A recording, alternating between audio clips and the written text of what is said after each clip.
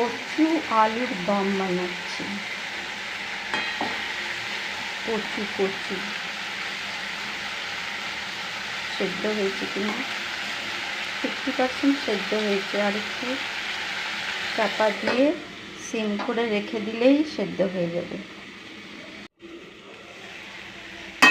কিছু না, শুকনো লঙ্কা আর জিরে, গোটা জিরে সর্ষের তেলে ফোড়ন দিয়েছি। তারপরে এই কচু আলু কেটে আর টমেটো দিয়ে এটাকে একটু চাপা দিয়ে সেদ্ধ করেছি। সেদ্ধ হয়ে গেছে। এবার দিয়ে দেবো বড় বড় করে কেটে রাখা, মানে একদম বড় বড় পেঁয়াজের এরকম খোলাগুলো, এরকম করে বড় বড় করে কাটা পেঁয়াজ। আর একদম সিমে রান্নাটা হবে। হ্যাঁ, একটু রসুন ফোড়নের সময় বেশি না 4টে কোলা রসুন থেতো করে দিয়ে দিয়েছিলাম। মানে জিরা, গোটা জিরা, লঙ্কা আর রসুন ফোড়ন দিয়েছি। এটা যখন এই তো সেদ্ধ হয়ে এসছে, এখন এতে পেঁয়াজ দিয়ে দিলাম। আর পেঁয়াজটা এরকম বড় বড় করে কাটা। আর একবার চাপা দিয়ে দেবো, পেঁয়াজটাও একটু সেদ্ধ হয়ে যায়।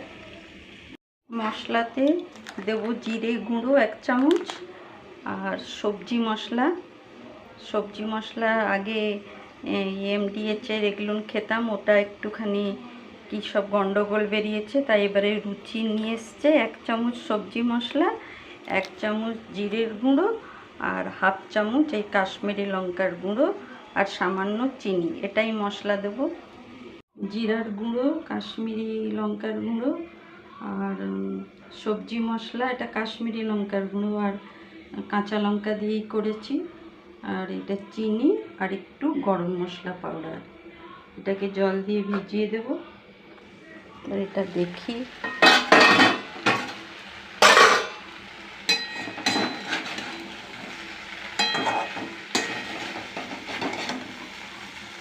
পেঁয়াজগুলো আর একটু ভাজা হবে।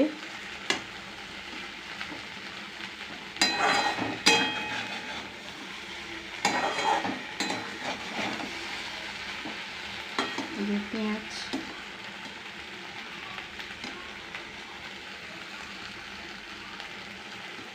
পেঁয়াজগুলো আর 2 মিনিট একদম সিমে একটু ভেজে নেব। টমেটোটাও গলে গলে এসেছে।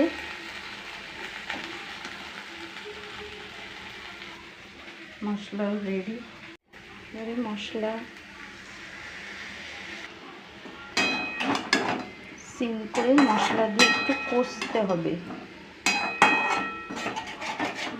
মশলাটা যেন ভাজা ভাজা হয়ে যায়। গ্যাস একদম সিমে। সেদ্ধ হয়ে গেছে।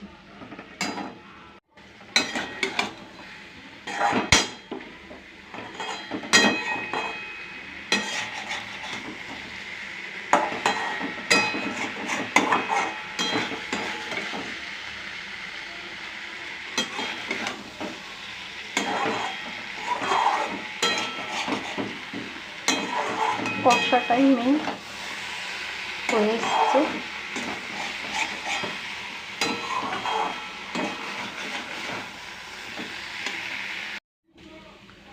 কষানো হয়ে গেছে। একটুখানি কসুরি মেথি না দিলেও হয়, গরম মশলা দেওয়া হয়েছে, কসুরি মেথি দিয়ে দিলাম।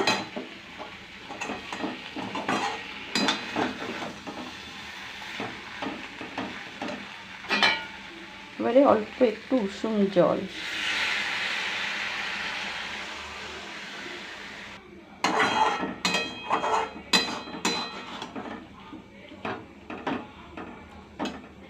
এবারে গ্যাসটা সিম করে এই 2 মিনিটের জন্য একটু কভার করে রাখবো। তাহলেই রেডি কচু আলুর দম।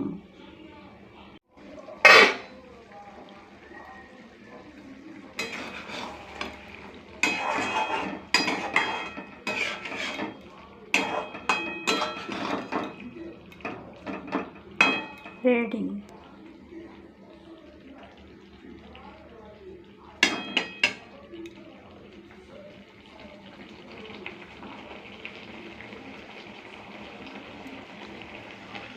ব্যাস রেডি। এবারে ঠান্ডা হলে জলটা টেনে নিয়ে আরও থকথকা হয়ে যাবে, আরও সুন্দর হয়ে যাবে।